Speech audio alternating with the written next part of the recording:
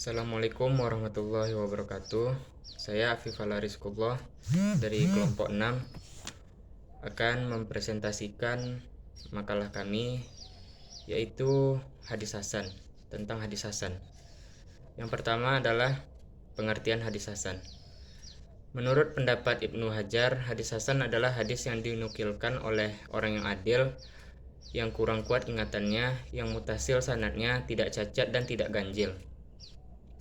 Imam Tirmizi mengartikan hadis hasan sebagai berikut. Tiap-tiap hadis yang pada sanadnya tidak terdapat perawi yang tertuduh dusta atau pada matannya tidak ada kejanggalan atau syadz, dan hadis tersebut diriwayatkan pula melalui jalan lain. Dari uraian di atas, maka dapat dipahami bahwa hadis hasan tidak memperlihatkan kelemahan dan sanadnya, kurang kesempurnaan hafalannya. Di samping itu pula, hadis hasan hampir sama dengan hadis sahih. Perbedaannya hanya dengan hafalan, di mana hadis hasan rawinya tidak kuat hafalannya. Yang kedua, syarat-syarat hadis hasan.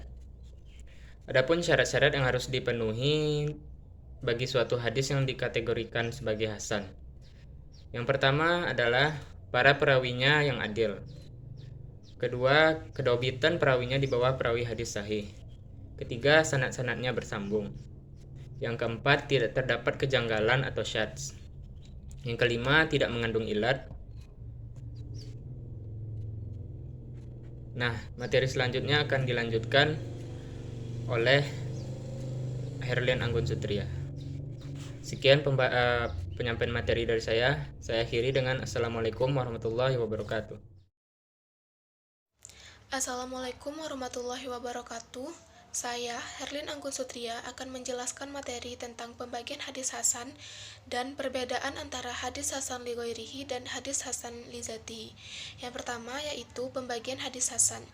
Pembagian hadis hasan ini dibagi menjadi dua, yaitu hadis hasan li ghairihi dan hadis hasan li zatihi. Yang pertama, hadis hasan li zati. Menurut istilah hadis hasan li zati ini didefinisikan seperti 1. Definisi hadis hasan li zati menurut Al-Qutubi adalah hadis yang diketahui orang yang meriwayatkannya secara terkenal, banyak yang beredar di kalangan ahli hadis, diterima oleh mayoritas ulama dan disepakati oleh seluruh fuqaha. Menurut Ibnu Ashalah, pada hadis hasan li zatihi ini, para perawinya itu terkenal kebaikannya, akan tetapi daya ingatannya atau daya kekuatannya itu daya ingatan hafalan belum sampai kepada derajat hafalan para perawi yang sahih. Yang kedua yaitu hadis hasan li ghairihi. Hadis hasan li ghairihi ini adalah hadis hasan yang bukan dengan sendirinya. Maksudnya itu adalah hadis yang menduduki kualitas hasan karena dibantu oleh keterangan hadis lainnya yang sanadnya hasan. Jadi, hadis yang pertama itu terangkat derajatnya oleh hadis yang kedua, dan yang pertama itu disebut dengan hadis hasan. Derajat hadis hasan li ghairihi berada di bawah derajat hadis hasan li zatihi.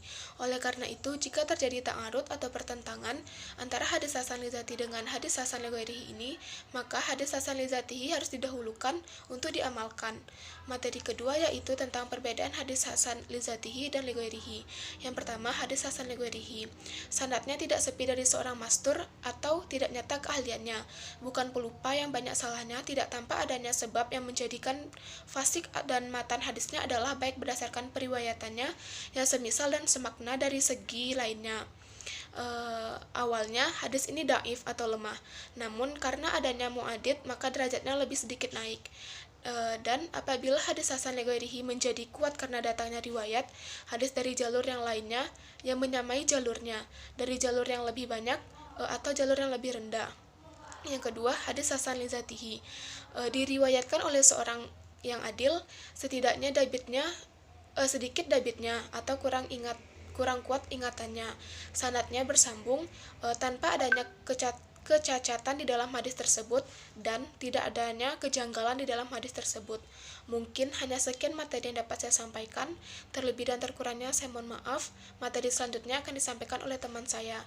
Saya akhiri dengan wabillahi taufiq wal hidayah. Wassalamualaikum warahmatullahi wabarakatuh. Assalamualaikum warahmatullahi wabarakatuh. Saya Ihsanul Hakim, NIM 2030 101058 dari kelompok 7 akan menyampaikan materi tentang hadis hasan sahih. Istilah tentang hadis hasan sahih itu biasanya digunakan oleh Al-Tirmizi untuk mengenai istilah tersebut. Ada beberapa pendapat yaitu menurut Ibnu Salah, istilah tersebut berarti bahwa hadis itu memiliki dua sanad, yaitu sanad hasan dan sanad sahih. Pendapat lain menyatakan bahwa di antara dua kalimat tersebut terdapat huruf penghubung yang dibuang, yaitu au, atau dengan demikian hadis tersebut hanya memiliki satu sanad. Tetapi para ulama berlainan menilainya. Sebagian menilainya sebagai hadis hasan dan sebagian lagi menilainya sahih. Jadi dalam penelitian hadis ini terdapat ta'arud atau perlainan pendapat sehingga menimbulkan keraguan.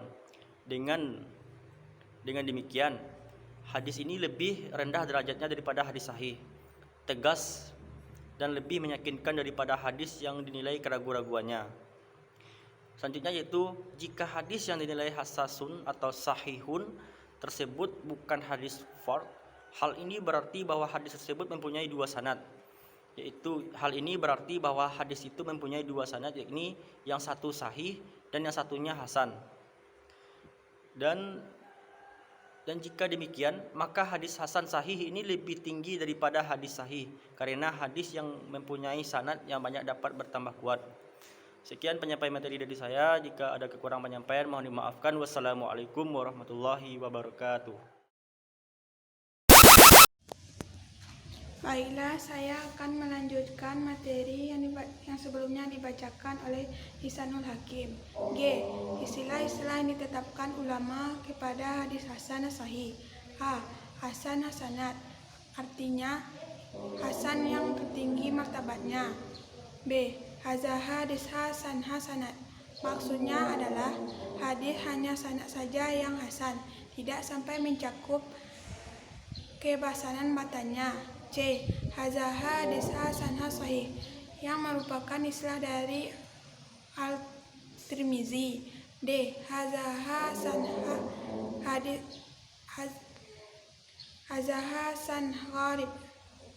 E. Hadza hadis hasan jiddan, ini artinya dengan hadis yang maknanya sangat menarik hati.